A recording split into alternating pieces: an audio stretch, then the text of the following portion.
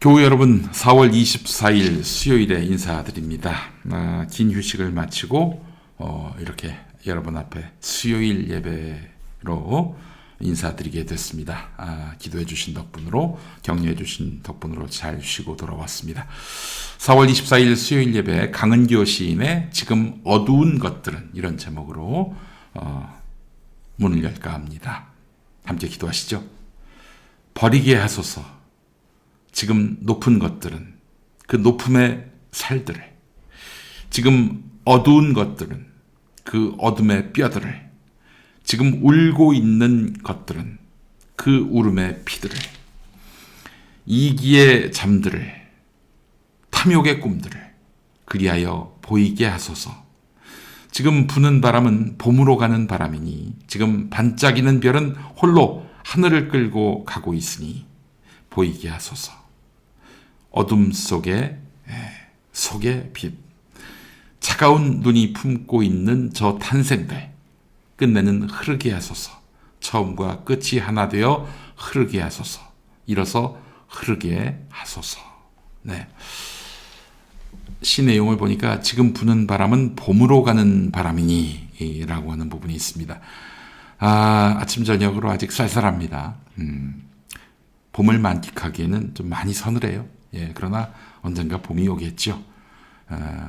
우리가 사는 이 세상에 아울러 우리가 누리고 지켜야 할 민주주의에 봄이 올 것입니다. 자, 오늘 모처럼 찬송을 듣도록 하겠습니다. 유리상자 이세준 씨가 부르는 물가로 나오라입니다. 물가로 나오라. 이 찬양 다 아시죠? 네, 함께 하시겠습니다.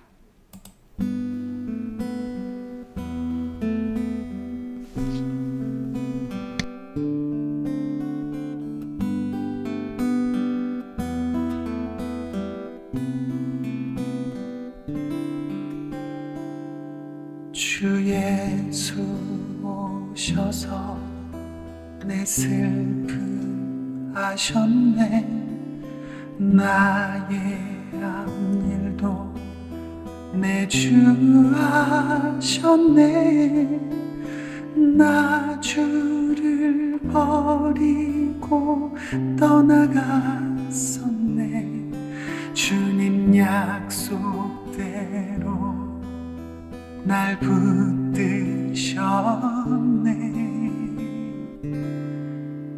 주 말씀하네. 물가로 나오라. 내 곁에 서라. 내 목마른 것을 내가 채우리라. 어둠에 헤맬 때 흘리던 내 눈물, 그 눈물을 위해 내가 죽었노라.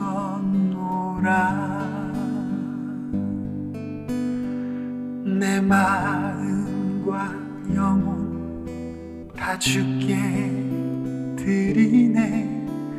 주 없는 삶은 다 허무한 삶. 구주여 은혜의 문을 여소서. 주의 크신 사랑 나 찬양하리. 주 말씀하네. 물가로 나오라. 내 곁에 서라. 내 목마른 것을 내가 채우리라. 어둠에 헤맬 때 흘리던 내 눈물, 그 눈물을 위해 내가 내가 죽었노라. 물가로 나오라. 내 곁에 서라. 내 목마른 것을 내가 채우리라. 어둠에 헤맬 때 흘리던 내 눈물, 그 눈물을 위해 내가 죽었노라. 그 눈물을 위해 내가 죽었노라.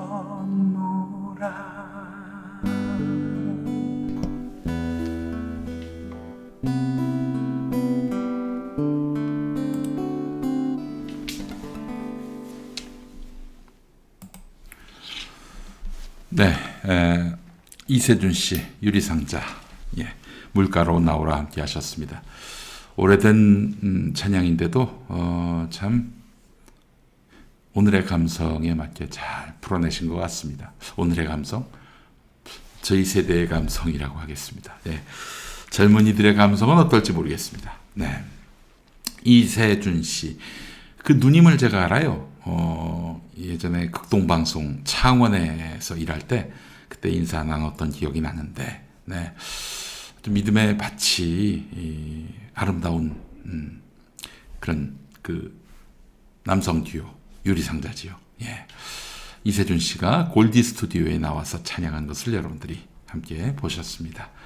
골디 스튜디오에 참 좋은 찬양들이 많이 있어요. 여러분들 가셔서 구독하시고 좋아요도 눌러주시고 또 많이 감상하시면서 은혜를 받으시기 바라겠습니다.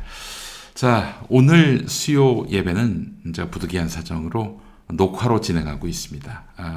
지금 낮 1시에 녹화하고 있는데 여러분들 양해를 부탁드리겠습니다. 다음 주부터는 라이브 빠지지 않겠습니다. 자, 로마서 5장 1절에서 11절 말씀 오늘 설교 본문입니다. 함께 읽도록 하겠습니다. 그러므로 우리는 믿음으로 의롭다 하심을 받았으므로 우리 주 예수 그리스도로 말미암아 하나님과 더불어 평화를 누리고 있습니다. 우리는 또한 그리스도로 말미암아 지금 서 있는 이 은혜의 자리에 믿음으로 나아오게 되었으며 하나님의 영광에 이르게 될 소망을 품고 자랑을 합니다.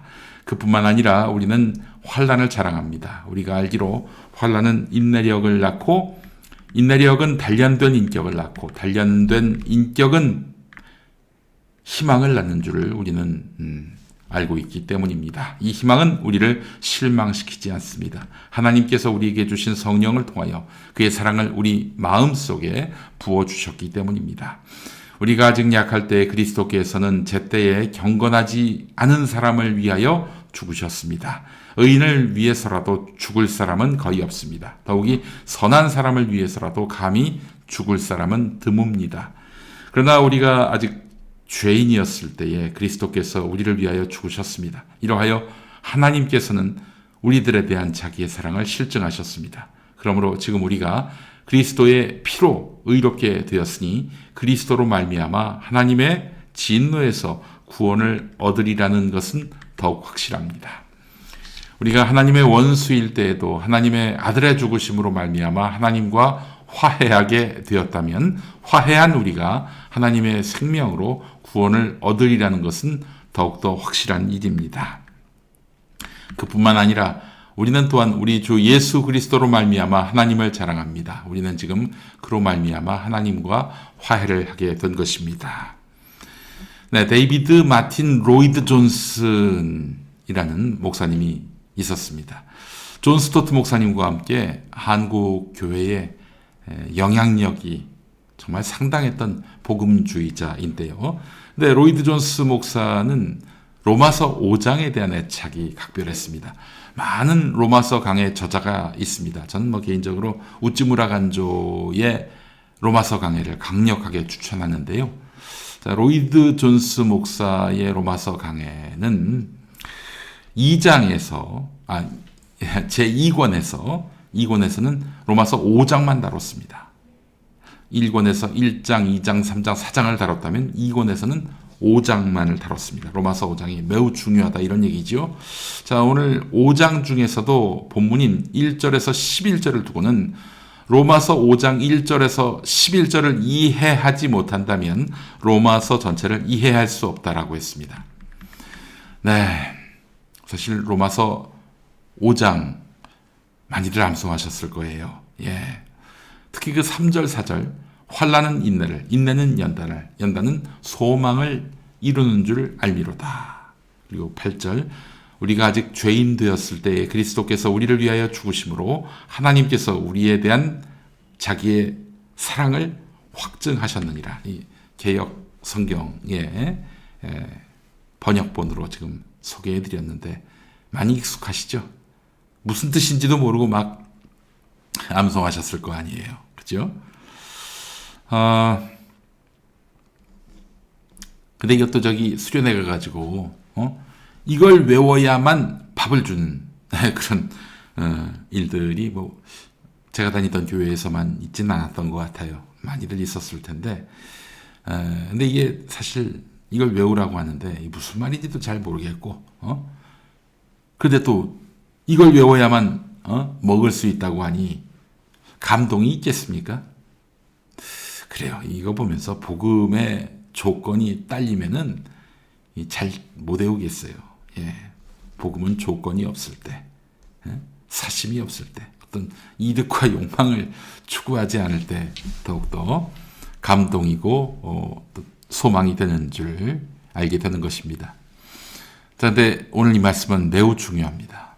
하나님이 세상을 이처럼 사랑하사 독생자를 주셨으니 요한복음 3장 16절 못지않게 기독교의 진리를 제대로 짚어주는 그런 말씀이라 하겠습니다. 여러분, 기독교는 한마디로 사랑입니다. 사랑이 없으면 기독교는 아무것도 아닙니다. 자, 바울은 이미 고린도전서 13장에서 그 진리를 일깨워 줬죠. 네. 근데 여러분, 고린도전서 13장에서 좀 이상한 게 느껴지지 않았습니까? 믿음, 소망, 사랑 중 그 중에 제일은 사랑이라고 했잖아요. 사랑을 우선시하는 것은 이해가 되는데 아니 어째서 믿음이 그보다 못하다는 뜻일까? 믿음, 소망, 사랑 중에서 사랑이 우선이다. 그럼 뭐야? 믿음은 사랑에 좀 뒷전이란 얘기인가? 아니 그렇다면은 그 사랑을 실천하는 사람들 중에 이제 비그리스도인들도 있을 거 아니에요? 훌륭한 분들 많이 계시죠. 그러면 사랑이 우선이라면 그분들도 구원받겠네? 이렇게까지 논리를 확장하는 사람들이 있습니다. 자, 그런데 이 의문에 대한 답이 오늘 로마서에 있습니다.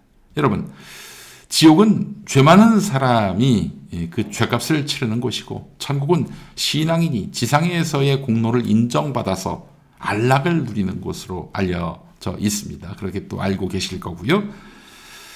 지옥은 단테의 신곡에서 자세히 묘사되어 있습니다. 신곡 지옥편에서 묘사한 그런 지옥은 총 9층이 있습니다. 9층. 아래층으로 갈수록 정말 감당하기 힘든 고통을 주는 그런 지옥이라 하겠습니다. 마지막 9층엔 그럼 누가 있느냐? 배신자들입니다. 배신자들. 배은망덕한 사람들. 이곳의 죄인들은 몸 전체가 얼음 속에 처박혀 있다고 하지요. 말도 못 겁니다. 그래서 다른 많은 죄인들이 있지만 배은망덕의 죄를 지은 사람은 지옥의 가장 뜨거운 불이 기다리고 있다 이런 얘기입니다. 그래서 배신자로 낙인 찍히면 이건 정말 헤어나오질 못하는 거예요. 헤어가 그 머리카락 헤어가 아니라 헤어나오지 못하는 겁니다. 사람 죽이고 때리고 그렇게 강탈한 놈은 있어도 그렇죠. 그들에게서 피해 입으면은 상처가 큽니다만은 근데 그들은 잊을 수가 있어요. 그러나 배신자는 잊지 못합니다. 이름 석자 똑바로 그리고 얼굴의 형태 50년 60년 뒤에 봐도 잊지 못해요. 자, 지옥은 그렇습니다. 그렇다면 천국은 어떤 모습일까? 단테의 신곡에도 천국편이 있습니다. 예. 제가 생각하는 천국의 이상은, 근데 저는 이제 놀고 쉬고 즐기는 곳이라고 생각하진 않습니다. 더 나은 유토피아 건설을 위해서 일하는 곳인데, 그 일하는 것이 너무 즐거운 그런 세상입니다. 근데 여러분, 무슨 일을 하면서 즐겁지 않은 경우가 있잖아요. 어떤 경우입니까? 일이 힘들어서 그거보다는 어떤 질시와 반목, 대립 때문입니다. 그런 것만 없으면 정말 이 지상이 천국과 크게 다르지 않을 것이다 라고 말할 수도 있을 거예요.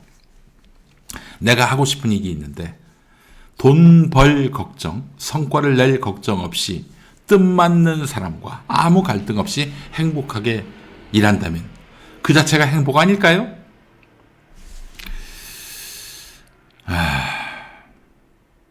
천국은, 하나님 나라는 저는 그래서 쉬는 곳이 아니라 일하는 곳이다 이런 생각이 듭니다.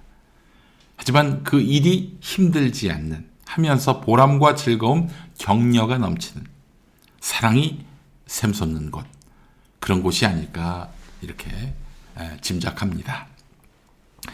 자, 바울이 원했던 교회는 정의로운 공동체는 아니었습니다. 뭔 잘못이 있으면 꾸짖고 바로잡고 징계하는 그런 교회가 아니었습니다. 바울이 원했던 교회는 어떤 교회였느냐? 그런 교회는 사실 뭔 잘못이 있으면 꾸짖고 바로잡고 징계하는 그런 교회는 똑똑한 사람이 배움의 기회를 많이 얻지 못해서 한마디로 무식한 사람들을 다스리는 그런 교회잖아요. 그런 교회를 바울이 원했을 리가 없습니다. 되게 많은 지식인들, 엘리트들은 이상적인 사회로 지성이 지배하는 사회를 꼽습니다. 지성이 만연한 사회. 저도 그런 줄 알았어요. 그러나 실상은 지성이 아니라 그 사람들이 바라는, 이 지식인들이 바라는 세상은, 가장 이상적인 세상은 지식인이 지배하는 세상입니다. 지식으로서 층위가 형성되는 그런 세상. 안 그렇습니까, 여러분? 지식인들은 정말 웃깁니다. 전에 한번 몇 번 말씀을 드렸을 겁니다. 정모 교수라고 헌법학을 전공한 분인데, 이 양반이 서울대 법대에서 학생들 가르치는데 이런 말을 했어요. 나한테는 표를 10표를 줘야 한다. 통상 투표장 가면은 한 표만 주잖아요. 잘못 기표하면 바꿔주지도 않고 그렇잖아요. 근데 자기는 10표를 달라는 거예요. 왜 그러느냐? 자기는 똑똑하기 때문에, 아는 게 많기 때문에. 나 같은 사람한테는 10장을 줘야 된다는 거예요. 만약 그런 식으로 예컨대 세금을 많이 낸다는 것을 기준으로 해가지고 세금을 예를 들어 남들의 10배를 내면은 10표를 주고, 세금을 거의 안 내는 사람들은 한 표도 안 주고, 이래 버리면 어떻게 될까요? 이 나라의 공화국은 깨지는 겁니다. 여러분, 그래서 그 민주주의에 있어서 제일 중요한 것 중에 하나가 국민 주권 원칙도 그렇지만은 1인 1표제입니다. 그런 의미에서 저는 정의당이 매우 위태롭게 됐구나라고 생각을 했던 게, 거기는 젊은 여성, 젊거나 여성이거나 그러면 가점을 주잖아요. 그래서 예를 들어서 이제 한 29살 된 여성이 후보로 나왔단 말이죠. 제가 이제 한 표를 찍으면 그 표가 2표가 되는 거예요. 왜냐면 가산점을 주니까. 근데 내가 예컨대 이제 50대 초반에 남성에게 표를 줬다? 그러면 어떻게 되느냐? 그 표는 0.3표가 되는 겁니다. 0.3표. 한 표가 아니라 0.3표가 되는 거예요. 이 표의 등가성 원칙이 깨지는 순간 민주주의도 깨지는 것입니다. 어쨌든 그런데 그 사람은 자기한테는 10표를 줘야 된다는 거예요. 네가 지식을 많이 갖고 있는 거 인정하는데 근데 왜 너한테 10표를 줘야 되니? 이 사람은 나중에 박근혜 밑에서 국회의원도 했었습니다. 그래요. 정말 참 웃기는 일입니다. 근데 그렇게 생각하는 사람들이 너무나 많아요. 우리 사회 지식인들이 아마 되게 이럴 겁니다. 왜 우리 사회 가진 자들의 그 내로남불은 이렇게 강할까? 자기들은 평민들과 다르기 때문이라는 인식 때문입니다. 실제로 그 윤석열 정권을 보게 되면은 이 정권의 책임자들 상당수가 야, 내가 비리를 저질렀는데 말이야. 그게 무슨 흠결이 되니? 너희가 잘못을 저지르면 큰 흠결이 되지만 나는 아니야. 왜 내가 너희하고 똑같다고 생각을 해? 이렇게 사고하고 있어요. 자, 바울이 로마서를 쓸 당시는 어떤 시기였을까? 바울 시대에는 땅끝이 존재하고 있다고 믿었습니다. 여러분, 땅끝이라고 하는 것은 바닷가가 아닙니다. 지구가 동그랗지 않고 네모여서 가다 보면 절벽처럼 끊어지는 곳이 있다고 믿었습니다. 당시만 해도 스페인이 이제 땅끝이라고 여겨졌어요. 스페인 앞바다를 계속 항해하다 보면 갑자기 절벽이 나타나서 떨어진다고 믿었던 거죠. 스페인 앞바다가 대서양 아닙니까? 계속 하다 보면 아메리카 대륙이 나오겠죠. 근데 절벽이 나온다고 믿었던 시대가 있었습니다. 그래서 바울은 자기 생애에 그 스페인을 전도하면은 땅끝까지 복음을 전한 그런 사명을 완수하게 된다고 믿었습니다. 아메리카 대륙이 있는지도 몰랐던 거죠. 자, 그렇다면 로마서는 왜 썼느냐? 로마서를 쓸 당시는 로마에서 쓴 게 아니라 다른 지역에서 로마에 있는 교인들한테 보낸 편지예요. 3차 전도 여행 중이었는데 그리스에 있는 코린토라고도 이제 읽습니다만은 고린도에 있었어요. 그리스 남부죠. 여기서 로마로 또 로마에서 땅끝인 스페인으로 가려고 이제 바울은 마음을 먹었던 거죠. 근데 스페인 전도를 하려면 교두보가 필요했어요. 그래서 로마 교인들한테 도와달라. 이런 차원에서 쓴 겁니다. 하지만 바울은 로마에 앞서서 예루살렘으로 가야 했습니다. 거기 갔다가는 자기를 싫어하는 사람들에게 해코지를 당할 가능성이 높은데도 바울은 갔습니다. 3차에 걸친 전도 여행으로 예수가 널리 확산되니까 예수교를 싫어했던 유대인과 로마 권력에 의해서 요주의 인물로 낙인 찍힌 사람이 바로 바울이었거든요. 그래도 로마에 가기 전 먼저 유대를 방문할 것인데 나의 안전을 위해서 기도해 달라고 요청합니다. 분명한 것은 바울은 그렇게 예루살렘으로 갔다가 잡혀가지고 죽더라도 다 하나님 뜻이니 하나님 계획이니 그럴 수 있다라고 생각을 했던 겁니다. 바울은 자기 목숨을 초계처럼 여겼고 예수 운동을 위해서 자기가 할 수 있는 일은 최대한 하겠다 이런 마음을 먹고 살았습니다. 목숨을 초계처럼 여긴 살기 위해 이렇게 비굴하고 기회주의적이고 하는 행동을 하지 않겠다. 이런 분들이 얼마나 많습니까? 선각자도 행동하는 사람들. 되게 이랬지요. 독립운동했던 그 애국지사들도 바로 그런 경우 아니겠습니까? 자, 그래서 오늘 본문은 아니지만 직전 3, 4절이 오늘 본문이군요. 생각해보니까 오늘 3, 4절이 매우 귀합니다. 3, 4절을 제가 또 읽어보도록 하겠습니다. 그뿐 아니라 우리는 환난을 자랑합니다. 우리가 알기로 환난은 인내력을 낳고 인내력은 단련된 인격을 낳고 단련된 인격은 희망을 낳는 줄을 알고 있기 때문입니다. 고통은 인내를 낳고 인내는 시련을 이겨내는 끈기를 낳고 그러한 끈기는 희망을 낳는다는 것이죠. 이현주 목사님이 쓰신 이 아무개 목사의 로마서 읽기에는 아주 멋진 한자 표현이 소개됩니다. 회즉 전신약 명위 벌성병. 어둠은 몸을 온전케 하는 약이요 밝음은 목숨을 앗아가는 병사다 이런 뜻입니다. 고통은 인내를 낳고 인내는 시련을 이겨내는 끈기를 낳고 그러한 끈기는 희망을 낳는다 이런 말인데 예, 바울이 소망의 언어를 쏟아내는 것은 그건 현실에 암담함이 있었기 때문에 가능한 것입니다. 그렇잖아요. 음악을 만드는 사람들도 우리 정진호 집사님 잘 아시겠지만은 그 불우한 환경 속에서 위대한 작품이 나옵니다. 예. 불우한 삶을 살 때 내가 별다르게 노력한 것도 없고 성과도 없다 하더라도 좌절하지 마세요. 그렇게 한번 고난의 시기를 겪으면 그것이 일단은 백신이 됩니다. 백신이 돼요. 다음 비슷한 고난이 오더라도 아마 다른 형태의 고난이 오더라도 이겨낼 힘을 얻게 되는 거예요. 바울이 소망의 언어를 쏟아내는 것은 그건 현실에 암담함이 있었기 때문에 가능하다라는 말 아시겠죠? 여러분, 종교인이 많아지면 좋을 것 같은데 종교인은 그 죄를 씻겨주는 사람으로 과거에 인식이 됐단 말이죠. 그렇다면은 종교인이 많아진다는 것은 사회가 혼탁해진다는 것을 말하지 않겠습니까?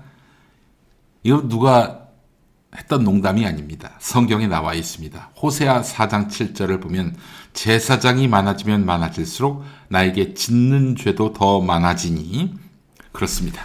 변호사가 많아지면은 우리 사회에 법정의가 바로 설 것 같은데 그렇지 않습니다. 먹고 살기 위해서 이것도 불법이고 저것도 불법이고 소송이 많아지죠. 그렇습니다.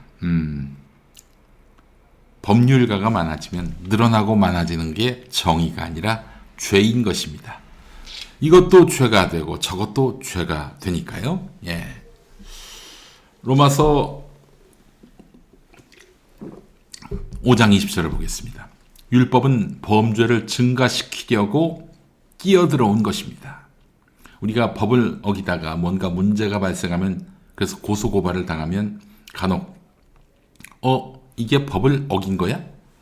라고 스스로에게 질문을 할 때가 있습니다. 부지불식간에 이제 불법을 저지르게 되는 경우죠. 물론 법을 어겼다고 다 처벌되지는 않습니다. 고의적으로 법을 어겼다면은 처벌 대상이지만 뭐 몰랐다거나 혹은 그 죄가 경미하거나 혹은 고의성을 갖고 남을 골탕 먹일 목적으로 남에게 손해를 입힐 목적으로 한 게 아니라면 무죄가 되는 것이죠. 예. 자, 7장 7절을 보겠습니다. 로마서 율법에 탐내지 말아라 하지 않았다면 나는 탐심이 무엇인지를 알지 못하였을 것입니다. 라고 돼 있어요. 법은 그래서 사람 아래에 있어야 합니다. 사람 위에 있는 순간 법은 사람을 지배하게 돼 있습니다. 아니 법관들이 평범한 사람 앞에서 지배자인 양 행세하는 게 왜 그러겠습니까? 사도 바울은 예수님 죽음에 방점을 둡니다. 복음서에 나오는 예수님의 일대기를 이야기하지 않습니다. 바울이. 예. 바울 서신 보면은 예수님 이야기가 별로 없어요. 예. 물론 부활하셨다. 이 부분에 대해서는 누구보다도 강력하게 주장을 하지만 병자를 고치셨다느니 혹은 바리새인과의 갈등을 빚어가지고 이래라 저래라 하셨다느니 그런 내용이 거의 없습니다. 사실 복음서는요, 예수님의 일대기가 담긴 복음서는 바울 서신 이후에 쓰였고요. 아마 바울이 죽은 이후에나 세상에 알려지게 됐을 것입니다.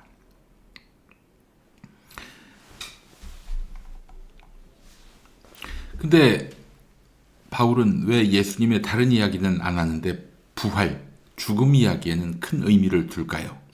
예수님의 죽음은요, 그가 어떤 사형당할 만한 범죄를 저질러서 그렇게 초래된 죽음이 아니잖아요. 바울은 그것이 인류를 위한 죽음이었다라고 말합니다.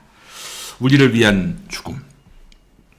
이 논리가 오늘날 기독교가 전 세계 방방곡곡에 뿌리 내린 요즘에는 더 이상 새로운 이야기가 아니지만 바울 시대에는 논란거리가 됐습니다.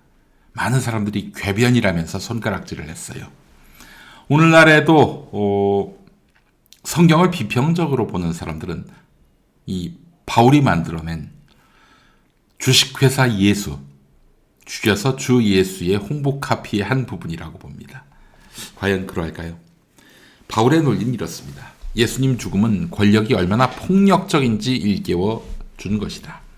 예수님 죽음은 법은 법관, 지식은 지식인, 심지어 종교는 종교 지도자들이 자기 기득권을 지키기 위한 수단일 뿐임을 폭로하는 것이다. 예수님 죽음은 세상이 말하는 정의란 얼마나 하찮은 것인지를 드러내는 것이다. 예수님 죽음은 자기 의를 내세우는 모든 것들을 불의하다고 선언하는 것이다. 예수님 죽음은 그래서 그것이 구원의 길일 수 없음을 보여준다고 판정하는 것이다. 네.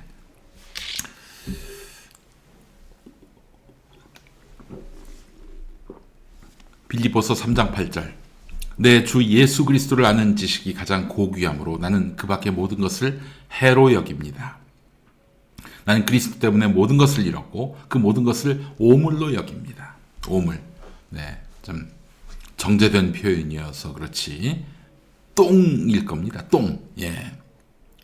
그리스도를 아는 지식 말고 나머지는 다 똥이다 이렇게 선언을 했습니다.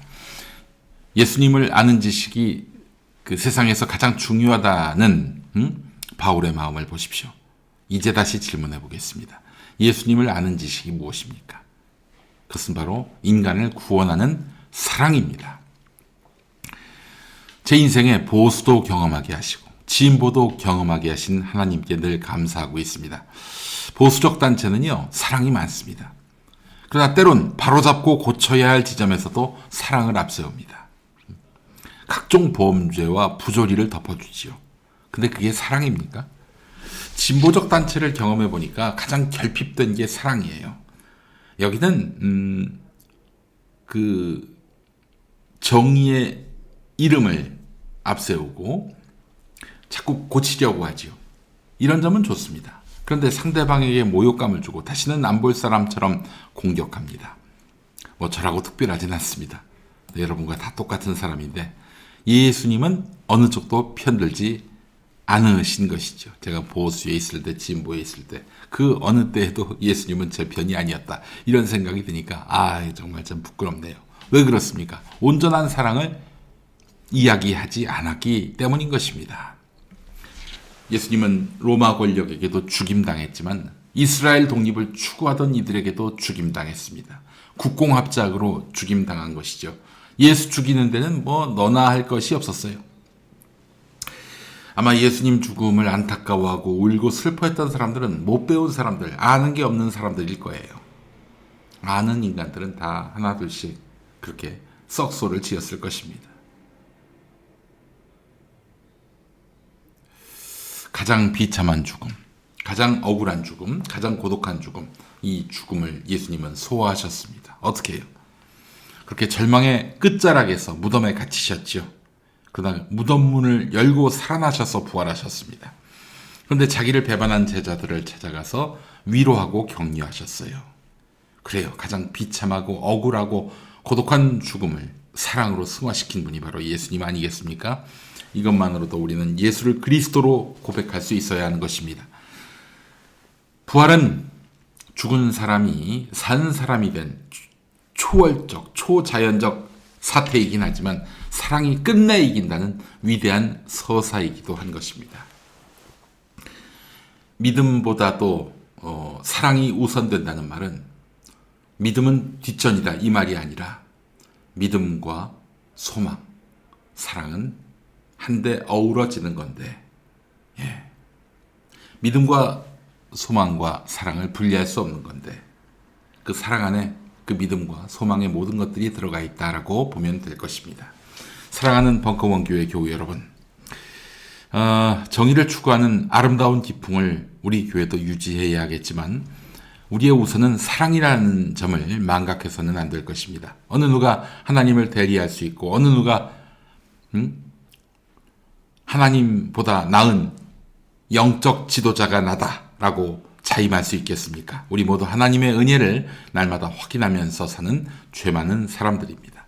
믿음 소망보다 더 우선된 사랑의 가치를 잊지 맙시다.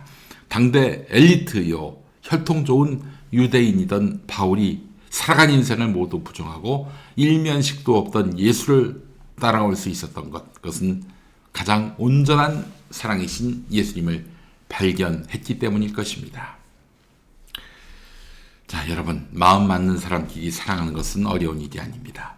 모르는 사람, 때론 반목하는 사람과도 대화하고 교제할 때, 그리고 그 안에 사랑이 남아있을 때 그것은 온전한 것입니다. 자, 우리 모두 온전한 사랑으로 세상을 바꾸는 그리스도인이 됐으면 좋겠습니다. 함께 기도하시죠. CCM 가수 이지음 님이 만든 노래 가사이기도 합니다. 은혜로 열린 생명의 길, 그 누구도 막을 수 없는 사랑, 자격이 없는 우리들이 값없이 얻을 수 있도록 넘쳐나는 새로운 생명. 우리가 아직 죄인일 때 그가 먼저 우리를 사랑하셨네. 우리가 주와 함께 살고 주께서 우리 안에 사신 이 놀라운 생명, 어떠한 차별도 없이 받은 은혜로 어찌 차별할 수 있겠는가? 무조건 용서해 주신 그 사랑처럼 우리도 사랑하리라. 사랑하세. 사랑이 이기네. 모든 차별과 미워함은 우리 것이 아니네. 사랑하세. 사랑이 이기네. 우리를 사랑한 그 사랑으로. 네. 사랑이 이김을 보여주는 우리 주 예수 그리스도의 이름으로 기도합니다. 아멘. 네, 오늘 수요 예배는 여기까지 하도록 하겠습니다. 시청해주신 여러분 너무 감사하고요. 오늘 수요일 저녁 주님의 사랑을 어떻게 실천하면서 살지를 고민하시는 여러분 되시기 바라겠습니다. 자, 그래요. 오늘 저 축도함으로써 예배를 마치도록 하겠습니다. 함께 하시죠. 이제는 인류와 무생명의 머리 되신 주 예수 그리스도의 다함없는 은혜와 세상을 창조하시고 역사를 통치하시는 하나님의 차별 없는 사랑과 우리에게 선한 양심을 일깨우시고 바른 길로 인도하시는 성령의 소통하심이 선한 싸움 다 싸우고 의의 면류관을 받고자 하는 우리 그리스도인들이 가장 우선되게 무장해야 할 것이 사랑임을 알고 항상 사랑을 실천하고 사랑을 전파하는 삶을 살기를 간절히 바라는 벙커원 교회 교우들 머리 위에 지금으로부터 영원토록 함께 하시기를 간절히 축원하옵나이다. 아멘. 네, 오늘 예배 마치겠습니다. 시청해 주신 여러분 감사하고요. 우리 금요일 성경 공부 때 뵙고요. 아니군요. 내일 새벽 성서일기 때 뵙도록 하겠습니다. 여러분 좋은 저녁 보내십시오. 감사합니다.